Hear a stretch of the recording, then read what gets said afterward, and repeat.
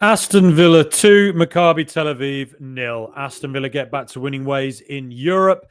Yeah, cool. I think obviously this game will be largely remembered for all the controversy that surrounded it, all the build-up and the news leading up to it. But yeah, got the win that we needed. If you think about it, in the past when Villa were in Europe, getting wins was difficult. Any kind of a win was difficult, and it kind of said something about how Villa have grown as a club. That we can just go into European games, play completely half-assed like we did tonight, and just sort of casually go and win it. Now, the problem is when you play like that, you're always asking for trouble because, like in the first half, when you play with that kind of casual approach where you think you want to say, save energy, conserve energy ahead of Bournemouth, who are going to be the hardest pressing team in the world football on Sunday. You kind of think that there's a chance you're going to make a mistake, and we nearly did. We nearly did in the first half. I think the first 10 minutes, I think the first half sort of showed the best and worst of Morgan Rogers. I think the first 10 minutes, Villa really should have scored a goal because there were one or two opportunities where Maccabi Tel Aviv weren't set. Villa had a couple of chances to do something, and that largely went through Rogers, who was in that number 10 role. And Rogers does when Rogers, bad Morgan Rogers is really bad. Really sloppy passes, gives it away in bizarre places, attempts bizarre passes.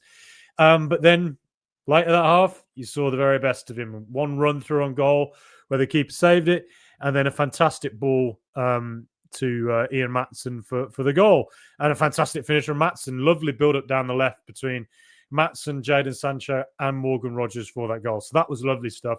And that was pretty much the one memorable moment of a first half in which I guess, the other memorable moment was, Maccabi having one particularly big chance through their striker that Emi Martinez made a good save from. But then, second half, I think it was, Villa. It was good that we got that goal right towards the end of the second half because it came at exactly the wrong time for Maccabi, and it never really felt like they had enough to really get at Villa and do anything. Although, once again, there was almost a mistake from Emi Martinez passing it out, and then a ball across which he manages to collect, so to prevent Maccabi from scoring. And then, the Man United fan who's grown his hair until they win 5 in a row.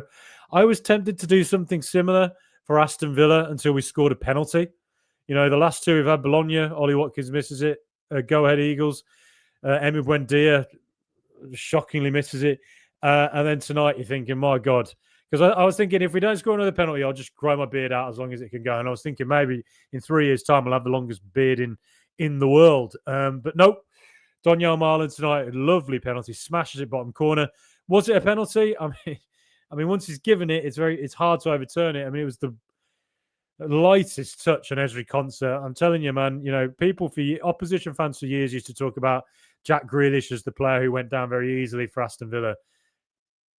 Ezri Konsa's the one. If you touch Konsa, he's down. It's an amazing skill. It really is.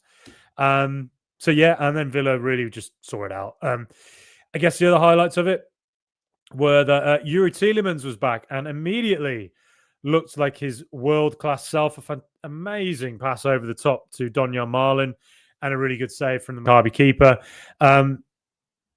Tielemans barely looked like he'd been away, did he? His intelligent movement, his ability to take the ball in tight spaces, his vision not just for short passes, but also to be that metronome in the middle, but also for those long passes from deep. When we see these stats about Villa haven't been getting into the final third and whatever, a big part of that is Yuri Tielemans and his ball playing from deep. Think back to last season. How many goals came about because Yuri Tielemans would make a pass from deep, right into a player making a run in the final third, quick ball across, goal. And that's what him and Pau Torres offer. I think we also saw a hint, me and George mentioned it on the podcast the other day. What happens now if Pau Torres gets injured? Because we know last season when Pau Torres and Tyrone Mings were both out, Villa had a tough time of it at left centre-back, and that's why we brought Axel Disasi in on loan because we're putting Luca Dean at left centre-back, we're putting Boubacar Kamara there. Well, it looks like Lindelof is that backup option. And I guess one good thing is that that Lamar Bogard can probably go there as well if he has to. Bogard as well went out to right back tonight, so we saw his versatility. I think he did really well at right back, and then in the middle, he was fantastic against Burnley a few weeks ago. There were some really positive signs from him again tonight. One or two moments where his decision making wasn't as elite as Tielemans, Onana, Kamara, but he's a growing player, and there's lots of positive signs from him at the moment. But yeah, to see Tielemans back, amazing, and particularly good for the Bournemouth game, because you think how hard they're going to press centrally. They're going to be on Kamara, they're going to be on Onana, and I think Onana and Kamara played really well together. You think back to Bournemouth last season at the Vitality at their home ground. We beat them 1-0 with that double pivot of Kamara and Onana. So we've done it before, but I just think that were Bournemouth to really hassle our centre midfield, I feel a little bit more comfortable knowing Yuri Tielemans is an option there, because I feel like he probably, out of all three of them, is the best at withstanding that pressure and being a ball player, just a metronomic player who can withstand the pressure, get away, and within 1 second he sees a pass beyond Bournemouth's entire press and they're in. So to have him back, amazing. Otherwise, Sancho, I heard, at the start of the game, I think the pundit said that Sancho's not had a great start at Villa.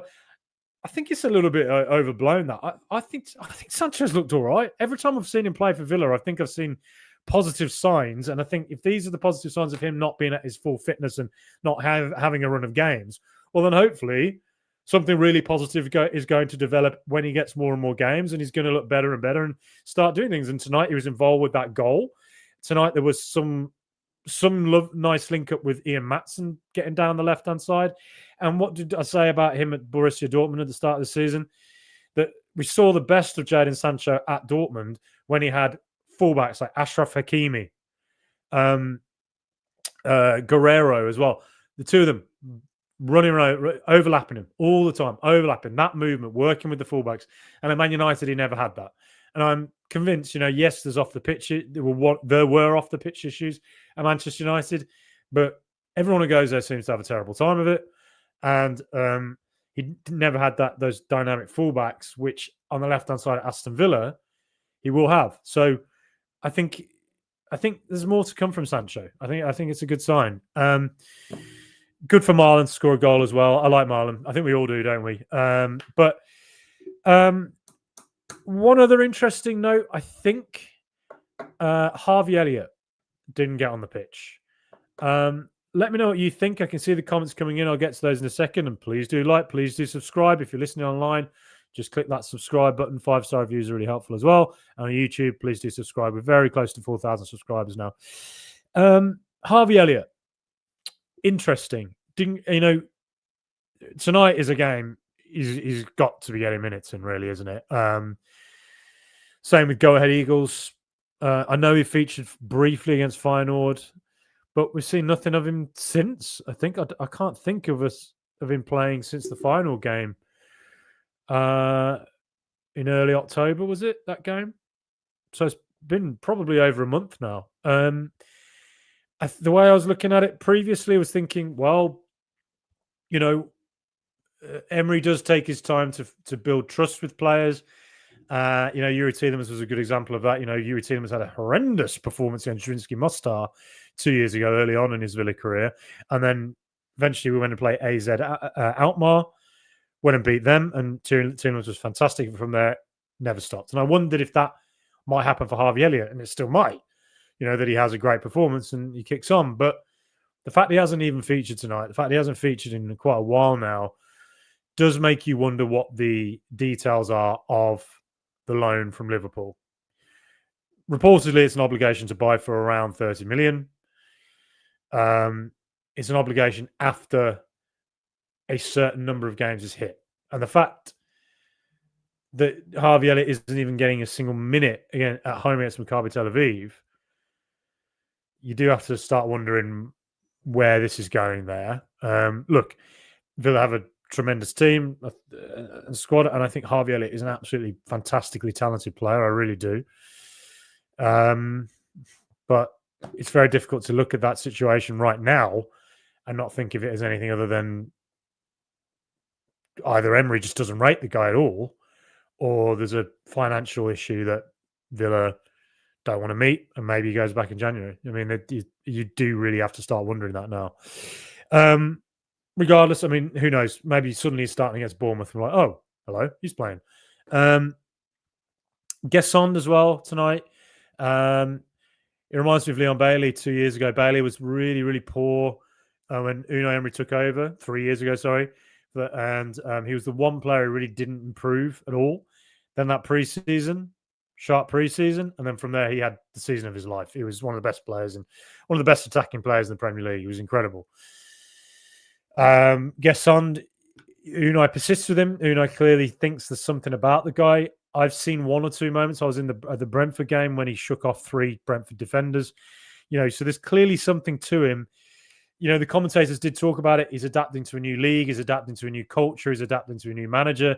He's adapting to a whole new position.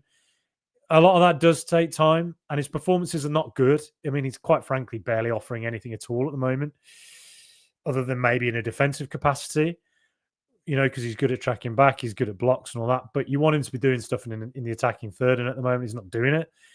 But Unai Emery clearly is persisting with him for a specific reason, and clearly is working on him, and must believe that he can do something at some point that is going to make the outlay we had for him worth it.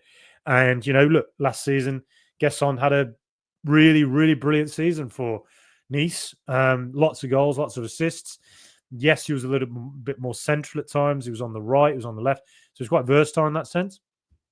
But yeah, I think it's an adaptation process, and I think it's a really tough adaptation process.